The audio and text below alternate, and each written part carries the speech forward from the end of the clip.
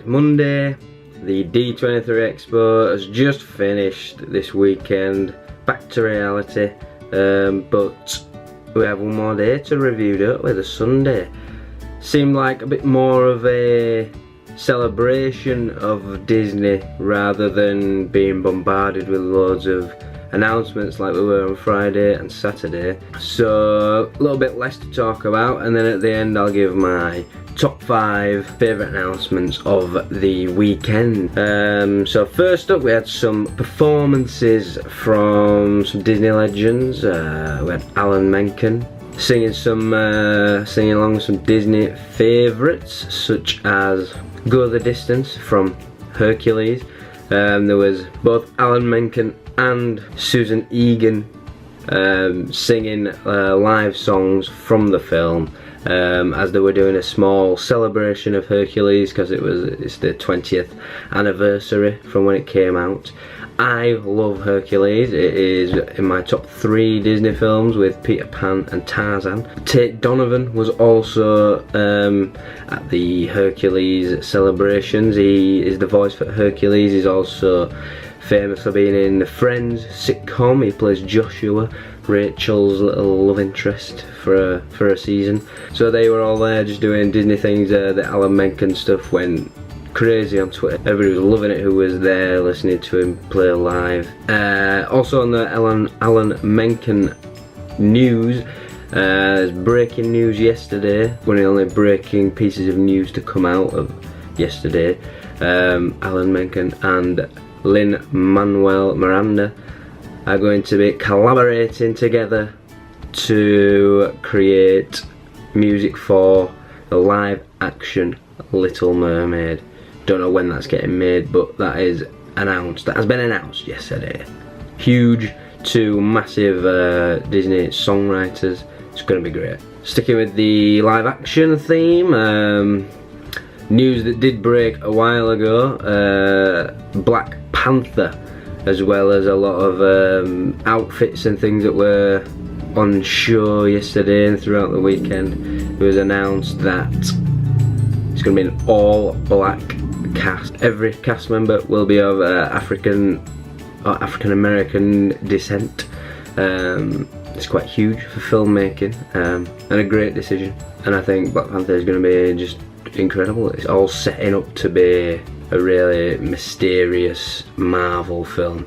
There was a cosplay actor dressed as Mary Poppins but with Yondu's face, and she went to the signing table where the actor who plays Yondu, I can't remember his name right now, but he was there and they had a little picture together, and that was quite a big thing on Twitter yesterday. A lot of people going crazy for that, loving the scenes. Disney's gondola system has been officially named. Disney's Skyliner will be the official name for the gondola system. Again, it's going from, I think we said it wrong in the other vlog yesterday, it's going to go from the Caribbean Beach to Epcot to Pop Century and then to Hollywood Studios. That's the route it's going to take. Now we have the big wait for all the teasers that we all want to see, that everybody who's at the D23 have already seen. We all want to see it now. I want to see the teasers. I want to see the Avengers teaser. Oh god, there's so much I want to see. I want to see Wreck-It Ralph teaser. It's just so frustrating to know that it's out there and not available to watch yet. But hopefully it'll be soon. Hopefully it will be soon. And now my top 5 in order, 5 to 1 favourite announcements of this weekend. Number 5, the Ratatouille announcement for Epcot, because in Paris, in actual real life Paris, Disneyland Paris, that ride is really great. It's quite immense when you're sat in your carriage, when you're on your trackless movement system, and then you get off the ride and then you go into the actual restaurant and eat, and hopefully they're bringing the restaurant along with the ride, because the restaurant is just incredible. It was easily the best meal I had when I went to Disneyland Paris earlier this year. It was so good. Number 4, the Avengers teaser, which blew up, absolutely blew up on Twitter. That is still one of the top stories on Twitter that came out of the weekend. The Avengers cast were gobsmacked at it. They were just like, the picture of them all sat down next to each other on the stage watching the trailer along with everybody else in that convention. It's just special moments captured on camera.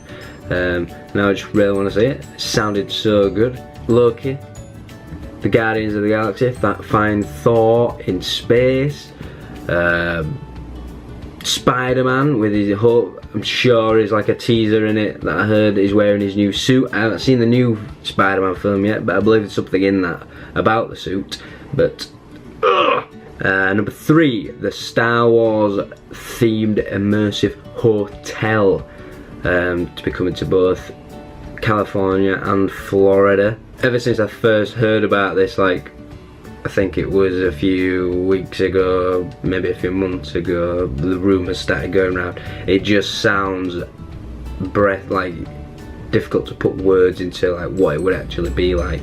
I don't think in any of my near future, like after the hotel's been built, I don't think I will ever be staying there. Who knows what's happening in the rest of our lives. Something might happen, you get to stay there, but it's very expensive. But hopefully I can see why they maybe wouldn't allow this, because it wouldn't quite be so immersive. But with every other Disney hotel, you can go in there, you can use the bars, you can walk around, you can look at everything. There might be restrictions on the Star Wars hotel, so you might not get to do that, which would be sad. But even the outside of the hotel, you could just imagine is going to be just awe-inspiring. But that's my number 3. Number 2 was the big reveal of the miniature model of Star Wars Land and what that's going to look like. It's huge, it's 100% immersive, it's exactly what it said it was going to be. Completely lived up to expectations. It's just going to be ridiculous. The way Disney is going with these parks is just completely incredible, with Avatar and now Star Wars, and they're just absolutely out of this world what they look like, and it's just going to be incredible. It's going to be incredible. I'm so excited to go. And my number one announcement of the weekend was the Tron roller coaster coming to Magic Kingdom. What a great announcement that is. Magic Kingdom is going to be a very difficult park to beat. It's just going to be a day full of, like, absolutely jam-packed full of stuff to do. Tron being added to that park is just utterly unbelievable. You got Space Mountain, Splash Mountain, Thunder Mountain, Seven Dwarfs Mine Train, Haunted Mansion, Buzz Lightyears, and now Tron on top of that. It's another roller coaster. It's just incredible. It's incredible. There is a ride very similar in the way that it operates on, like, motorbike type thing, leaning forwards, starting on a shooting type motion to get the speed up, similar to that in England that I've been on, and just the way that the ride is and the adrenaline that it gives you is incredible. So to get on that, I cannot wait to get on this Tron ride. And it's just going to fit in so well with Tomorrowland. Hopefully this is the start of a Tomorrowland overhaul where they just clean it up and make it really well themed, because the Disneyland Paris is the only other Disney park I've ever been to, as in Disneyland type park, like Magic Kingdom Disneyland. Tomorrowland there is really, like, so well themed. So hopefully this can happen in Florida as well. And there you have it. Sorry Matthew wasn't here today. It's his big graduation day, so he had to get ready and go. But it's been a great weekend, full of announcements, making us all happy and excited. Can't wait for all the films. Can't wait for all the theme park updates. It's going to be great. Thank you, thank you, thank you.